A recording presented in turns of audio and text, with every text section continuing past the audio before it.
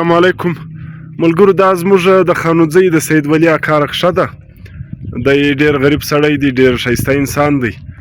نو دا کم خلک چې په رخشه کې د خانوځۍ بلوځۍ د کاریزاتو والا خواهشمند وي، د رخشه هم نه وږي ده، نو له ده سره باید چې رابطه وکړي. د دغه ډېر ښایسته رخشه ده او دی ډېر ښایسته انسان دی. دغه دی دی ګردو لیدلی دی زموږ دغه علاقې، زموږ د خانوځۍ جانا پیچانه شخصیت دی. سید ولی اکا ښه یې؟ صحت برابر دی یا شکر دی. دغه د رخشه ده ماشاءالله نوږي رخشه ده. نو موږ خپله هم له ده سره رابطه کوو که یو ځای له کې تللو، نو باید چې هر څوک خواهشمند وي هغه له سید ولی اکا سره خصوصي حال وکړي. نو دغه د ده رخشه ده. ډېره مننه، ډېره مهرباني. د ده لمبر به موږ بیا هم د ښکاره کړو. دا د لمبر ده.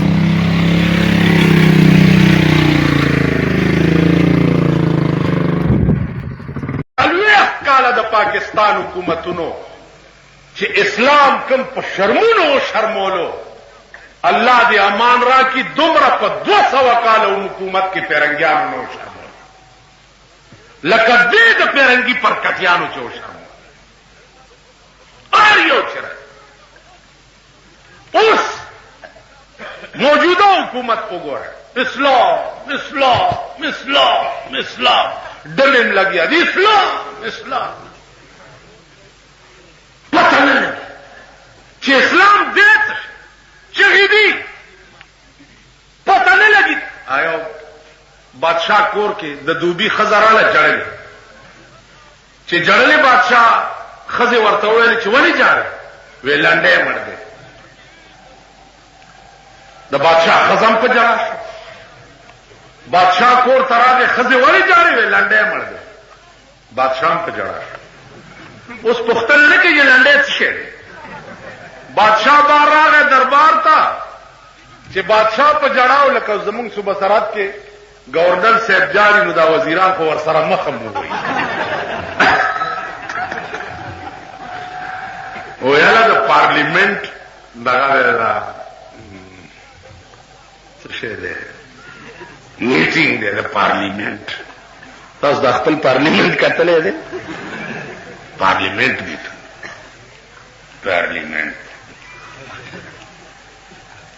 بادشاہ دربار ته راغی، په جړا دی. وزیران جرنیلان ته صاحب ولې جاړې؟ وی چې لنډی مړ دی. هغوی په جړا.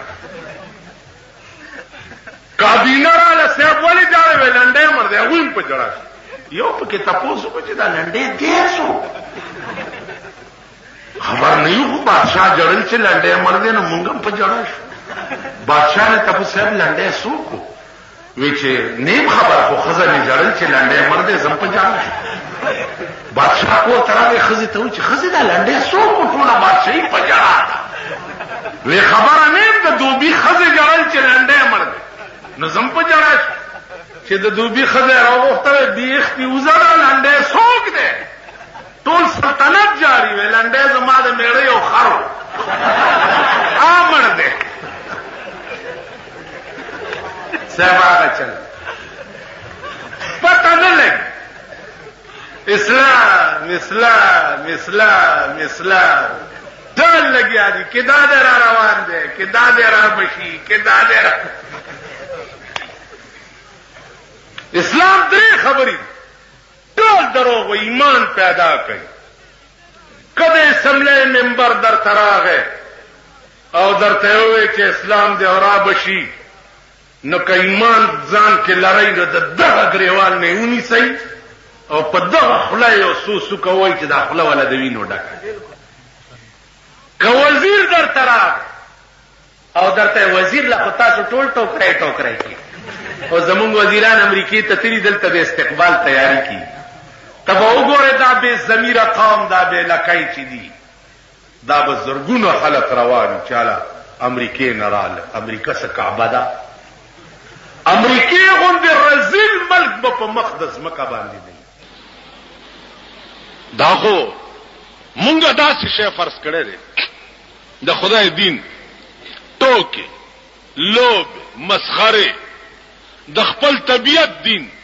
ایو پیرو یو کلی ته تللی و، کلی کې څه ګوري چې ټیپرم په 2 پیسې سیر دي او زعفران او سوچه غوړیم په 2 پیسې سیر.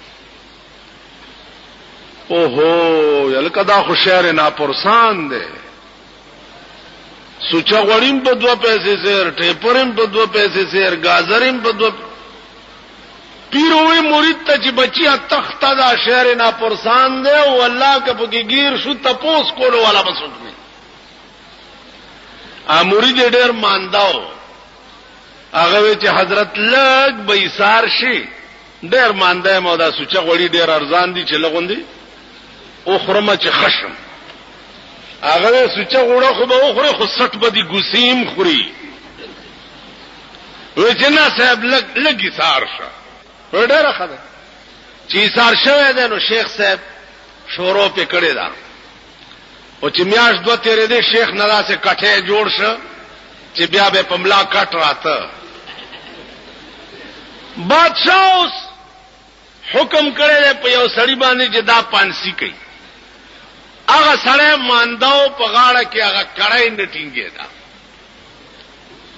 بادشاہ ته راپورټ وشو چې دا سړی خو مانده دی او په دې مړی کې کړای نه ټینګي بوټه تی بیا روزي. بادشاہ وی چې بای دا څه ضروری ده چې هم دې پانسی کوي چې د مړی کې کړای ناراضي غټه مړی ولا وګورئ خو یو سړی مړ کوي.